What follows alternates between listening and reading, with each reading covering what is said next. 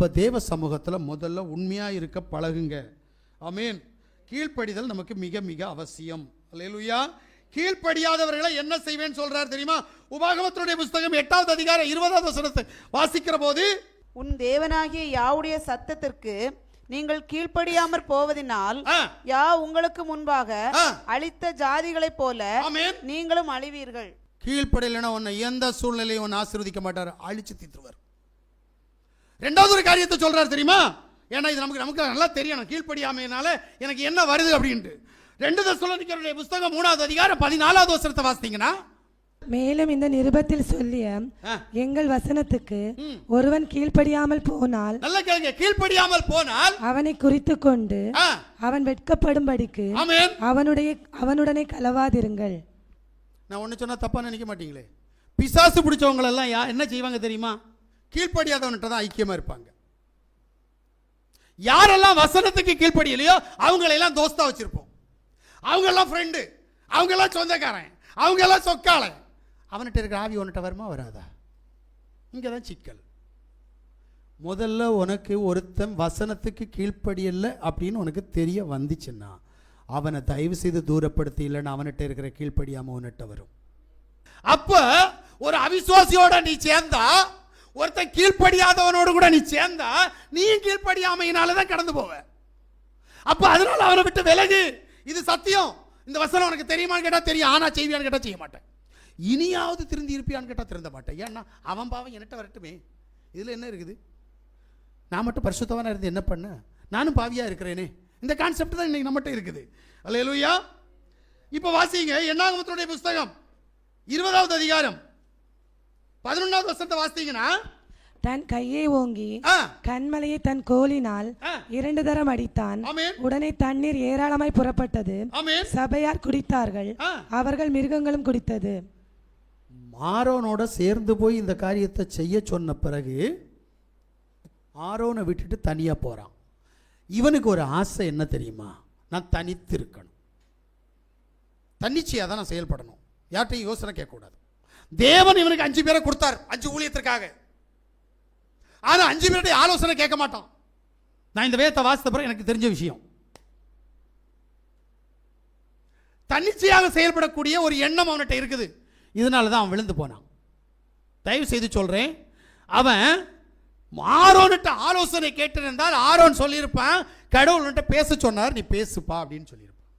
இவன் ஆலோசனை கேட்கவே இல்லை. ஏன்னா தன்னிச்சையாக எப்பவுமே நம்ம இதுதான் செய்கிறோம்.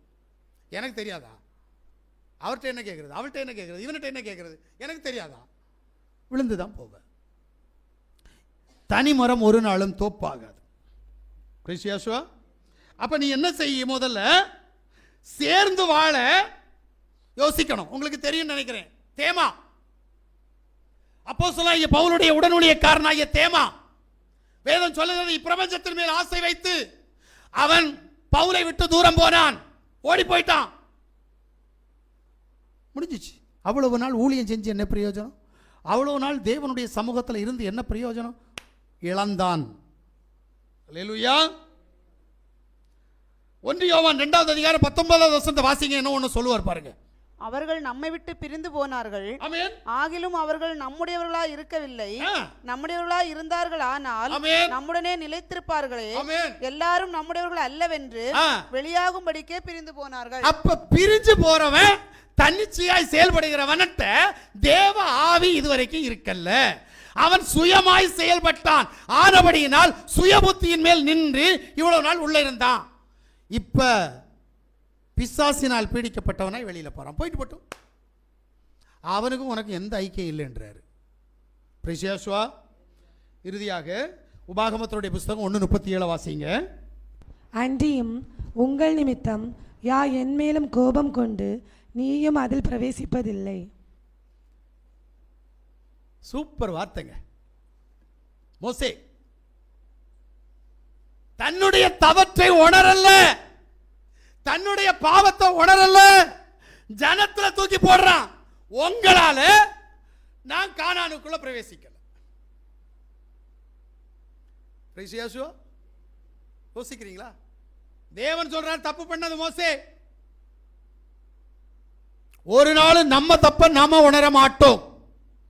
தப்ப அடுத்தவங்க மேல போடுறோம். பாஸ்டர் எப்ப பார்த்தாலும் என்னதான் குறை சொல்லுவாரு, நான் செய்யாத இதெல்லாம் செஞ்சேன்னு சொல்லுவாரு. ஆமீன். எப்பவுமே பழி அடுத்தவன்ட்ட போட்டு நம்ம தப்பலான்னு பார்க்கிறோம். அல்லேலூயா. முதல்ல மற்றவர்களை குற்றப்படுத்துறத நீ நிறுத்து. ஓன் தப்ப ஒன்னுட்ட இருக்கா இல்லையான்னு நீ பார்க்கணும். யாராவது ஒரு ஏழை கிடைச்சா காலை ஏறமா, அந்த மாதிரி இன்னைக்கு என்ன பண்ணிட்டு இருக்கிறோம் தெரியுமா? அடுத்தவ மேல பழிய போட்டு அவனை ஒண்ணு இல்லாம ஆக்கிட்டு இருப்போம், நாம மட்டும் பெரிய ஆளாயிட்டு இருப்போம். இது பெரிய பாவம். தன் பாவத்தை அடுத்தவன் மேல் சுமத்துகிற பாவம் மன்னிக்க முடியாத பாவம். நாம செய்யற தப்ப ஒரு நாள் ஏத்துக்க மாட்டோம் தெரியுமா? தயவு செய்து சொல்றேன், முதல்ல உன் பாவத்தை நீ ஏற்றுக்கொள்ளணும். ஆமா, நான் ஜெபிக்கிற நேரம் என்கிட்ட பிசாசு போராடுது, நான் உபவாசிக்கிற போது என்கிட்ட பிசாசு போராடுது, நான் வேதம் வாசிக்கிற போது என்கிட்ட பிசாசு ஒத்துக்கவே மாட்டான். எப்படி தேவன் உன்கிட்ட கிரியை செய்வார்? முதல்ல பிசாசு உன்கிட்ட இருக்கிறத நீ நம்பணுமே, அதை நம்ப மாட்டேன். அப்புறம் எப்படி தேவன் வருவார்? இருக்கிற பிசாசை வெளியே விட்டாதான் தேவன் உள்ள வருவார். நீ இதையே ஏத்துக்கலனா